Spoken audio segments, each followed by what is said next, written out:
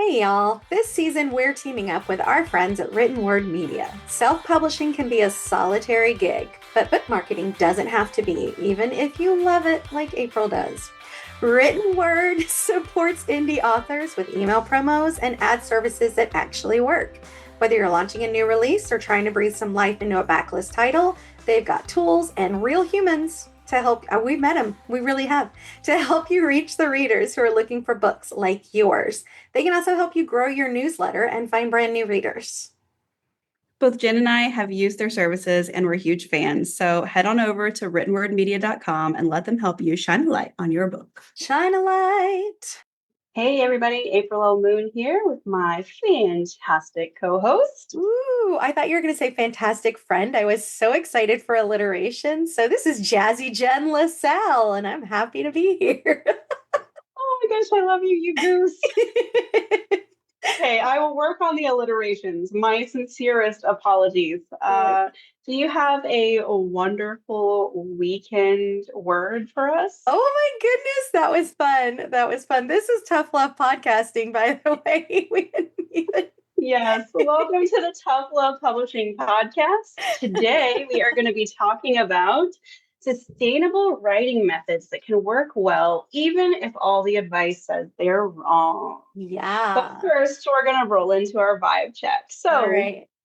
What you got, Jen? I am recovering from a very long weekend event. My daughter is a champion swimmer, and there was a state event. It was out of town. I slept on a hotel bed with hotel pillows because I did not bring mine like a dope. And yeah, so I had a nice long visit with my chiropractor earlier today, and I am trying to get my body back into full working order. And I'm feeling definitely some fatigue because even though I didn't actually do any of the swimming, I feel like I spent the weekend in the sun. When your adrenaline is pumping, like especially if it's, your kid that you're like cheering on, I feel Yeah. like I always played baseball by the time the kids are done, and all I did was sit on the sidelines and scream too loud. Oh my gosh. We are watching Modern Family, and there was with the family, and there was an episode where Lily was gymnastics, and it was like they were super getting into it so much that when another little girl fell, Mitchell went, "Yes!" And then he like instantly felt horrible. Oh my gosh. It was horrible but delightful. Like When our kids first started sports, we had this whole thing where like we made a pact that it did not matter how badly a kid did or anything, we would never speak ill of anybody else's child. yeah. Like Yeah. especially not on the sidelines. So like we made an agreement. We're like, we're just not gonna do that. That's a bad look. We're gonna support all the kids, even if Yes. they are not behaving like Yeah. whatever. But I complain about some of those baseball dads. I just want that on the record because there's some real jerks out there. April's putting that on the record, y'all. Yes, that is on the record. I love every swimmer and every swim family. Oh, whatever. I don't even want to hear it. All right, I'm competition. You're not high competition. I do love our team a lot. So that's true. I'm not high competition, but my daughter is. So I always need tips from you on how to handle it because I have no idea what to do. Like I couldn't care less. And she's like, I wanted to go with 30 and I went a 31. And I'm like, okay, you'll do 30 next time. But it's different brain. It's okay. We need all of them. Yes, we need do. all of us to be right. For sure. What's going on in your vibing world? Today is more of a business update than a personal update, but I am very proud of myself because I am working on delegating better. I'm really bad at that. Partly just from so many years of being a stay-at-home mom / author and then having to do everything myself, that now that I have a little bit more time and money, it's actually hard to let go of things, like more so than I expected. Interesting. But this week, I am accepting all the gold stars and head pats for delegating some of my ads for my original pen name to another person. That's I hired awesome. someone to run them and it's going very well. I mean, it just started, but it's going very well so far. And it's not taking time, focus, and attention away from my main series that sells so well. That's exciting. Congratulations. I'm glad it's going well too, because that will reinforce the idea that you can do this in the future. Yes. And I there is a certain amount of like relief to the fact that it's not 100% on my shoulders Yeah. 100% of the time, Yeah. even though the transition to actually handing off tasks is more difficult temporarily. Right. So That's true. The initial, like writing it all up and the training and onboarding is a little time consuming, but then they take over. It goes smoothly and you have more time for writing. Did you yeah, see that's that exactly. transition? Uh-huh. Uh-huh. It was a nice transition. Like sustainable writing, you Like say? sustainable writing. Like, Okay, yeah, we can roll right on into our topic for today. And the first question I have for you, Miss LaSalle, is what wrong writing methods, according to popular advice, do you think can work? oh, I love this. I love this so much because first off, I'm gonna have just a quick resource method or mention, and we'll put it in the we'll add the links and all of that good stuff. But there's a great book, and it's called The Survival Guide for Writers Who Can't Write Right, and it's about writing quote unquote weird. Hmm. So like a big one that she does in her book is she writes scenes out of order. And I see, for those of you just listening, April just had a full body cringe moment where like everything inside of her hurt. And I bet some of you had a visceral reaction to that as well. Um, but I'm going to submit that if you are struggling to write and you feel like you're burning out, it may be that whatever you need to write next, quote unquote, need to write, isn't ready yet. It's still percolating or it's not fully fleshed out. And so sometimes skipping that scene and going back to it can be really beneficial. So I will say that as a rule, I hate writing out of order for myself. I do not care how anybody else does it. Feel Mhm. free, stand on your head while you do it. You're not hurting my feelings. But writing out of order has on very rare occasions been necessary for me to get to the end of a book. And Right, it's usually, like you said, it's one scene that I just can't visualize right then. And right. so I will like bracket note it and then I will go keep on keeping on until something there clicks and I'm like, oh, now I know what that is. Or until I get to the end and then I like curse past April for not just knuckling down and writing it at the time. Yeah. So in my Midlife at the Magnolia series, one of the things is the main character is a therapist, right? And she has therapy sessions. She's a therapist for the supernatural, which is very fun because she has to use both like traditional, quote unquote, mundane, like human methods as well as supernatural methods with her clients. And that's part of her journey as well. But I have multiple sessions that I sit down with my best friend, who is an actual therapist, and I ask her, what kind of questions would you ask in this moment? Or like, what kind of responses and what am I looking for? And she and I together flesh out those scenes. So I don't write them all when they come up naturally in the book. I write them all at once. And it's usually like at the end of, like, it's like the last thing I do is I go back in and I add those scenes. April's Uh, okay. She's gonna be okay, I'm y'all. so glad that works well for you. All right, moving on. Here are other things that this is a big one. When I am not editing, but when I am doing a first draft, if I am just trying to get words on the paper, I have like this really cool desk attachment that attaches to the arms of my treadmill, and I can put my computer on it and I walk on the treadmill while I write. And I love it because it is movement while I'm trying to get my creative flow. And that can be really beneficial for me when I'm stuck, but also because like before I know it, I've walked a mile, and I've also like written 3,000 words, and it puts me in a happy place. But other people are like, "What? You can't do that. You can't write at the same time." And I'm literally typing, guys. This is not dictation. I'm literally typing on my computer while I write, while I walk.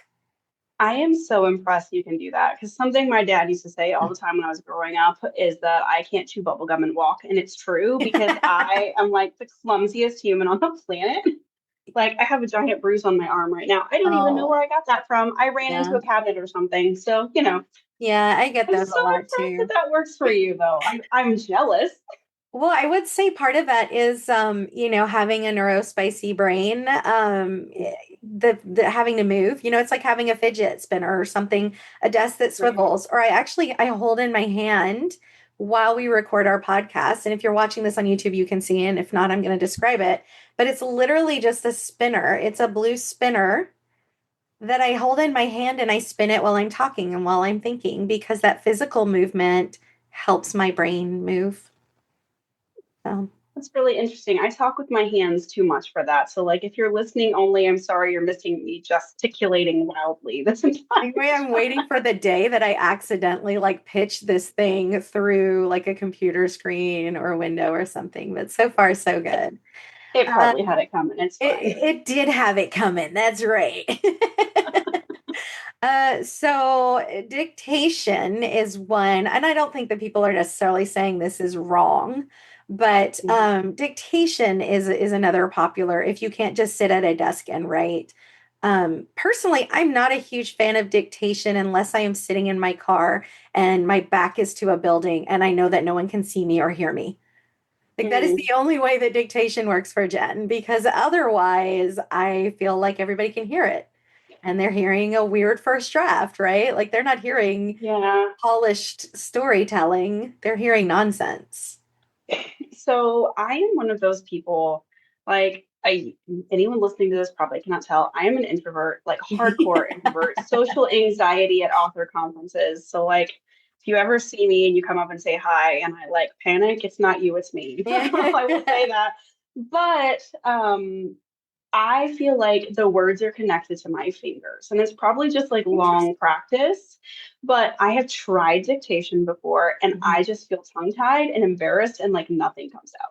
That's interesting. I like The dictation. words flow out of my fingertips like water, but like if you try to get me to speak it, it's not happening. Not happening. So I use it a lot for conversations. The time I do like dictation is if I'm just trying to get a conversation down between two people, because then I can I can inflect, right? I can put tone into it. I can pay attention to like how I move when I'm making that conversation, and I can add all of that in later. But then I get the conversation, the back and forth in, which can be really beneficial, especially if it's a big like a data dump or like a what's it called, exposition, like it's an Mhm. expository conversation, then it can be really helpful for me to do dictation in that way. And it makes total sense. And again, this is one of those I wish I could do it. I'm I like love I feel it. like I'm missing out, I but love. that is going to bring me around to you said exposition, and it reminded me of one of mine that's on this list, uh which is um, ignoring the non-fiction craft books and how you should write and all of that kind of stuff, because that's one that gets to me. yeah. Um, I hate craft books, y'all, and I'm not even mad that they help other people, but I have actually never managed to finish one. Oh my gosh, Um, my shelf of Becca, craft books is crying right now. and my apologies to your shelf of emotional support craft books. I have one too. I just haven't read them. But yeah, I don't know. I am a lifetime reader. I've always loved books. I was the kid that we would like go on family vacation and I would take 30 library books with me out of state. And I was nervous that the library was going to find out I broke the rules and took them out of the state because I am that level of rule You're follower. a It's ridiculous. library fugitive. I was a library fugitive and it was stressful. Anyways, but like something about sitting down with a craft book and it basically telling me that my entire process is wrong really ticks me off and I just don't want to continue doing it. So my assertion is that you can learn great craft from reading great writing, True. right? Like reading great fiction and Yeah. then analyzing to yourself like why did I love that so much? What makes this so interesting? What Yeah. makes this so riveting, or like whatever it was that sucks you into that book. Analyzing great writing can be just as beneficial, if not more beneficial, than sitting down to read a craft book, depending on your own brain and how it works. I love that actually. I do love my craft books. I actually love like videos and tutorials and actually like teaching more than craft books because that resonates more with me. I just am a human connection person. Yes. But I do love, like, when I'm reading a book and it makes me go, oh, I wish I could write like that. I Mhm. stop and ask myself, what is it about this writing that's resonating with me, and how can I implement that in my own writing? But Yeah. I also think you can do that with TV shows and movies, like the way that they Oh, yeah. present information. You can go, oh, that's so clever. I want to do that. Yeah.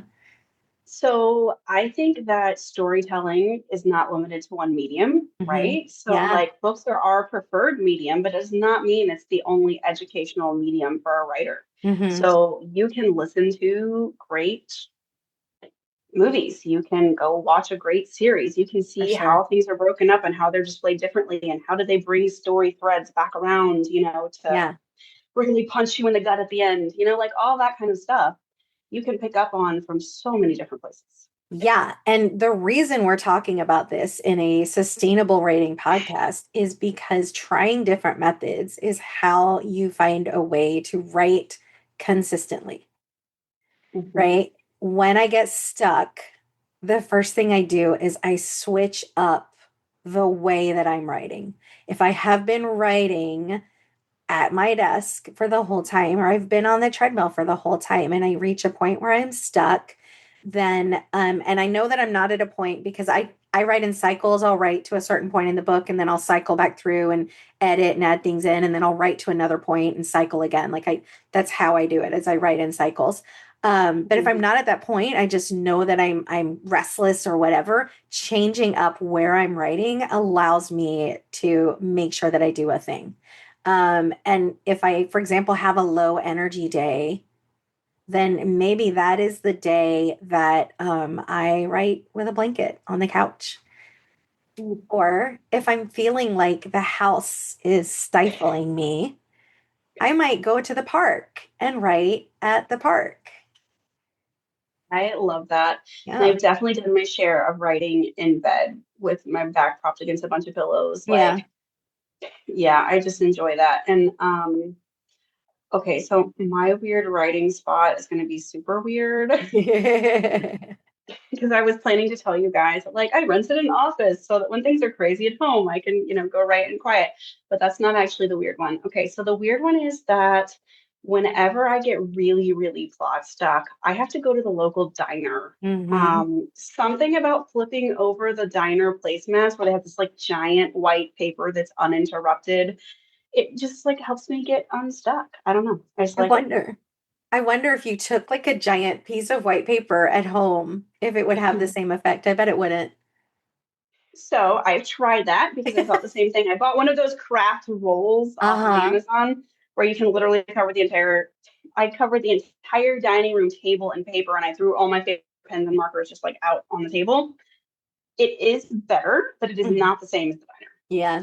It's And I diner think part vibes. of that is there is like, so other people love coffee shops. I don't drink coffee, Hmm. like not to set the writing world ablaze, but I don't drink coffee. So coffee shops are not terribly thrilling. But when I go to the diner, there is like background noise and delicious food. Like I can order breakfast Yeah. and the waitresses are all nice. I've been in there a lot, so they all know me. Like You're it's like, what you fine. writing, sugar? Oh, one of them is like, "How's your new release?" Because I literally Oh, have come in there so many times. Um, but I don't know, something about it, the hustle and the bustle and like the distraction, whatever, it's like that perfect background hum. I love And it. like in theory, for someone with high focus, that should not work, but it does. I don't Yeah. know. It's I'm magic. I'm not high focus, and I think that's why some of these methods maybe work better for me, is because they're distractible and I can still feel productive while being distracted, which is always a nice thing. Nothing wrong with that. If it works, it works. Nothing wrong with that. Whatever works. So, yeah. So, if you are struggling to write on a consistent basis, I think one thing I would say is definitely try switching up how or where you're writing or what you're doing. Because sometimes you're legitimately like stuck in a plot, right? Or you don't know what's next. But sometimes you're just physically stuck and you need to figure out what is next. That is true. Yeah. Yeah. Sometimes you need either thinking time, processing time, maybe you need some like reading time or just Mhm. like veg on the couch, watch TV time, Yeah. or you just need a change of location. Yep. Yep. I love to write on vacation actually. Like we have a deal. or on family vacation, I get to bring my laptop and I get up to 2 hours per day of writing time. Like I don't do the rest of the business, but if I'm feeling inspired. Absolutely. And different venues will definitely inspire you because you're not looking at the same thing. So your brain is not going on autopilot and you get to Yeah. explore all new like levels of creativity. So let's Yes, absolutely. talk about writing every day because we've kind of touched on this in these different writing methods. Are you a write Okay. everyday writer? I wish I could say yes, but I am not. I really struggle with showing up every day and forcing myself to write if I Hmm. don't feel like I know what happens next. Hmm. Sometimes I just need to sit down and open the manuscript and see if I can get immersed in it. But if I open the manuscript and there's just this resistance and I'm not feeling it and it's just not happening, I just close the manuscript and I do something else Yeah. because I don't want to force words that I don't feel good about. I am not going to write a crappy manuscript and I am not going to force something for productivity's sake, right? But on the flip side, I will have days where it's like the story consumes you and you just can't stop writing. So I am very much so a feast or famine kind of girl with words. Hmm. So I'll get like 100 or zero, or I'll get like 4 to 8,000 sometimes. I don't think I hit 8,000 very often, but I definitely do not write every day. In part because, and that is the reason we're addressing it is because that's pretty standard industry advice, right? Like I've even heard Yes. people say, you're not a writer unless you write every day. Rawr. I Um, have heard that too. And yeah. I'm just like, all right, tell that to my royalty statement. April with the And sass. well, I mean, I don't know. Assuming that your way is the only right way is so arrogant. Hmm. It just bothers me. I don't know. Yeah, I'm with you. I'm with you. But I Not that my introverted self would say that to someone, but I would. right. Your face would say it. Your face can be very loud. Bless your heart. I don't know what you're talking about. One thing for me is I disconnect completely on Sundays. I don't touch electronics on Sundays. Mm, It is for family time. Oh, I get mhm. we will watch TV sometimes, like if we're watching a TV show or a movie or something together, but external electronics, like if I don't pick up my phone and check notifications, I don't pick up my computer and write. I don't do any of those things on Sundays. So I'm never going to be a don't write every day person because like I've already got that rule. And that rule is Mhm. because I need to recharge and I need that time to Yeah. recharge. But also, I have days that are just long and mentally exhausting in other ways. And for me, Yes. like big admin days, I'm not usually going to write on a big admin day. If I have spent hours and hours analyzing ads and making plans or anything like that, I'm not going to have the mental capacity to write. Well, and beyond that, if you're writing and publishing as a business and not as a hobby, Yeah, you're going to have business tasks that are necessary, and I won't call them equally more or less necessary than the writing itself. Like, I'm not going to get into that debate, but I will say you're going to have tasks at some point that you have to do that aren't just write the book. And context switching and trying to do everything every day is yeah, not always mentally like it doesn't always actually work as well as it sounds like it should on paper. sure. Like you lose a lot of that time with friction and switching tasks. And it just sometimes it's better to group those tasks together. Like I have an official Wednesday, I call it my no word nerd day. And I literally just Okay. do all my ads and spreadsheets and all the stuff, like all the non-writing stuff. And I gave myself Wednesdays. I'm like, Wednesday is the day that I have my nerd day. It's Wednesdays because it's alliterative. It's not, but I'm not mad about No word nerd Wednesday. It's like all beautiful and I love it. It works. it. I love alliteration and puns, y'all. I just they complete me. I will say that on the days that I do intend to write, it is not the exact first thing that I do because I have to wake up and take care of kids. And Mhm. I check in. I have a mastermind group. There's three of us in it, and I check in with my mastermind group first And then I will go, okay, I'm doing words. I'll see y'all in an hour or however long. So I don't let other things interfere on those days that I do want to write or want to get focused because I know when my mental energy is strongest. And we say this a lot in this podcast, know yourself. That is a big one. Some people are most mentally alert at night when everyone's gone to bed. Some people, yeah, it's April. Some people wake up at 4 o'clock in the morning. We have a friend who does that. She wakes up at 4 o'clock in the morning. She has written 10,000 words before I even get out of bed. Love Yes, and it. it's like how it's her superpower though. It Like that is. is where she shines and she thrives, and it's amazing. Yeah, for sure. And I just think I try not to compare my writing practices to everyone else's. And like I will listen to writing advice, but I have to know whether or not it works for me Mm, and think yep. outside the box or Yeah. outside the Speaking treadmill. of writing advice, I know you have something on here about embracing plotting when you're a pantser, and I'm Uh, prepared to listen, but not to be happy. So go ahead. So, April and I had a brief conversation about this, and I could tell just from her face that she's not going to believe me. But um, sometimes when you are writing and you feel stuck, stuckness can affect your sustainability because you get burned out or angry with yourself or stuck or something like that. I belovingly call myself, and I don't think they call them pantsers anymore. They call it what, discovery writing now. So I'm a discovery plotter, I guess, for lack of a better term, because I will just go in all vibes. Like I'm like, this is what my character's doing.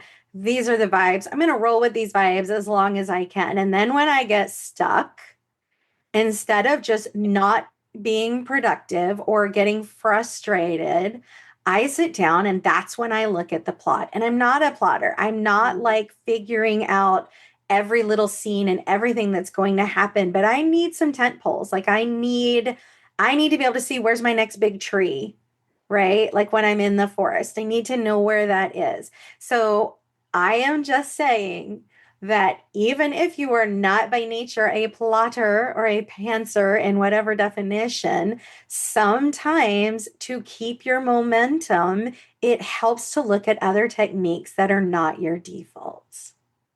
okay, so I can see the logic in that. I can appreciate that. But what I will say as a counterpoint is that sometimes when you get stuck on your main project, you need to give yourself a freebie project, which is totally for fun and totally unscheduled and totally off the cuff. And let yourself open a blank page and just write whatever you feel like writing until a short story or something is done. I could not, I could not, I could not. It hurts me to Well, hear that. now we're even. I love that idea, but that I could not. I just my heart is in pain. It's like, how dare you abandon your characters mid-story? They're just hanging there. Okay, so I did this recently actually, and it worked really, really well. I was stuck. I love it. I think it was before that I was stuck on, and I had a charity anthology that I'd agreed to be in, and I was like, okay, I need like 10,000 words. It's not anything big. It's not going to take long, but I at least have to get started because the deadline's coming up. I need to get together. So I was like, you know what? I'm really stuck. I'm going to get in my bed. It's nighttime. Like I climb in with my laptop and I just like open the page and I'm like, there should be a dragon. Woo. And I then I love just it. start writing about a dragon. And it Fun. was like super fun. And by the time it was done, I was like cruising on the other project again. I can. I go too much on enthusiasm. And if I take my enthusiasm and give it to another project, then I will abandon my current one. So, Okay, but that makes me want to ask you, and this was unscheduled, so I'm sorry, no, but that's that good. makes me want to ask you, does the enthusiasm come and go with like checking things off, right? Because I'm a big, oh yay, I achieved it and I get to check it off. I am not So a finishing this short story gave me an energy boost that I could then fan. direct back at my project. So if we're talking about Clifton strengths, you're a high achiever, right? And you're a high competitor. So of course checking something off is going to make you feel really good. But I'm a positivity futuristic person. I'm excited about what's the George R. R. Martin quote? I don't enjoy writing, I enjoy having written.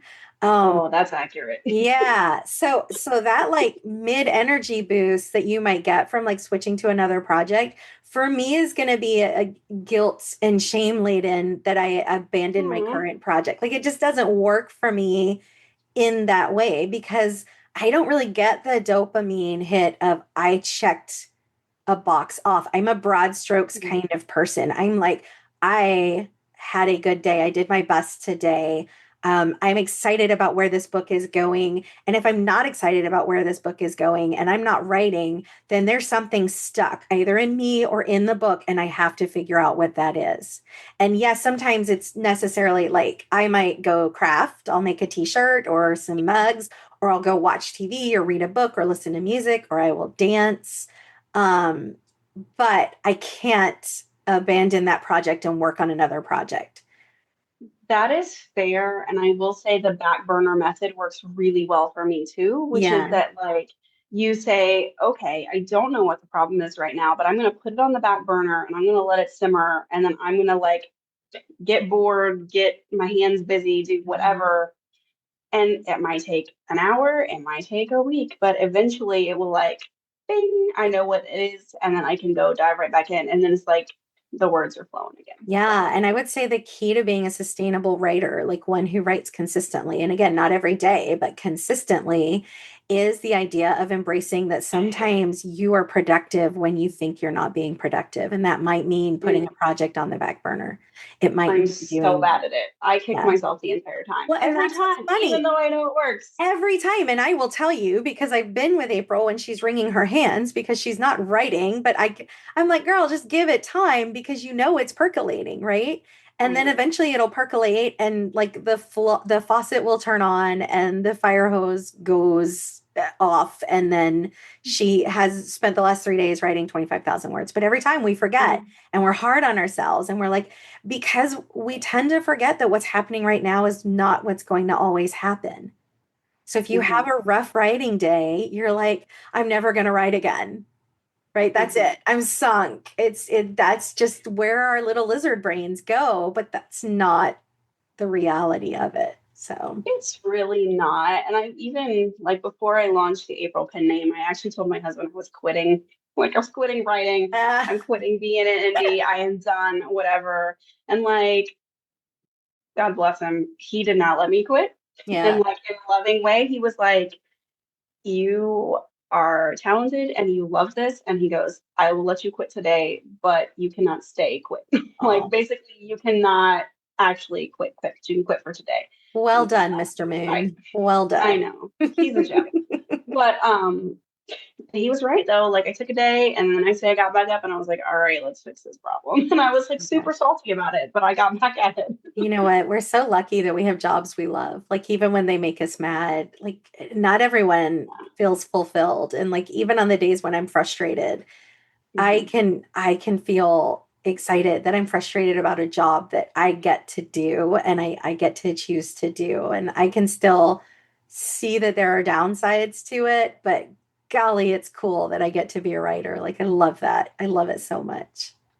Me too. And I think we've both worked in tech in the past, so we've Yeah. had the experience of like the kind of soul sucking projects or bad The, clients or whatever that just made mhm. you want to like storm out of your cubicle and never come back. Yep. The corporate world has tainted me. Yeah, me too. But I think that having that experience has made me appreciate being a writer so much more because I truly do love the process of creating something Mm, that didn't exist before I touched it, right? yeah, Like I think that's what keeps me coming back. for sure. So, For sure. It is a good rush. all right, are we ready to get into our tough love moments? We are. I noticed yours was suspiciously blank. I'm curious. That was an accidental omission. Okay. So I'm gonna say that my tough love moment today, I think the part is that your process might be messy Hmm. and your process might not be what you think it should be or what you want it to be, or even what anybody looking in from the outside would say is successful. Right. But if it works for you, it's okay to ignore all those outside voices and say, this is creativity. This is real and raw and vulnerable.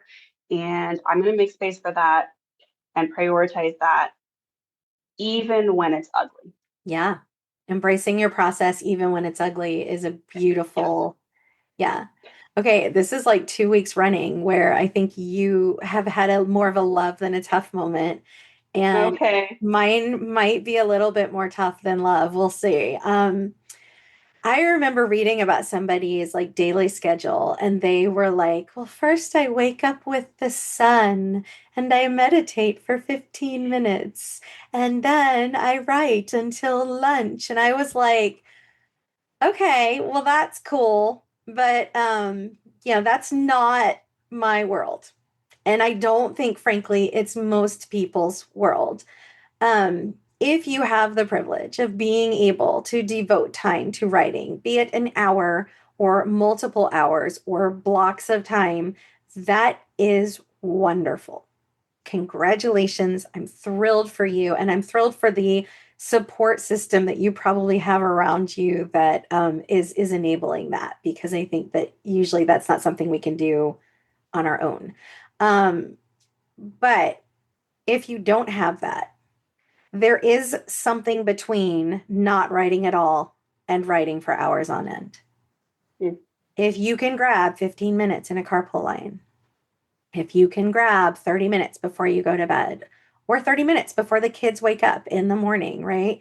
If you can at lunch go take a walk around your office and dictate, or go in the stairwell and walk the steps and dictate, anything like that that leads to you getting a little bit done a little at a time, that's going to yield better results in the long term. That's going to be more important to keeping you consistent than sitting in the exact same spot at the exact same time for the exact same number of hours and writing every single day, because that just might not be you.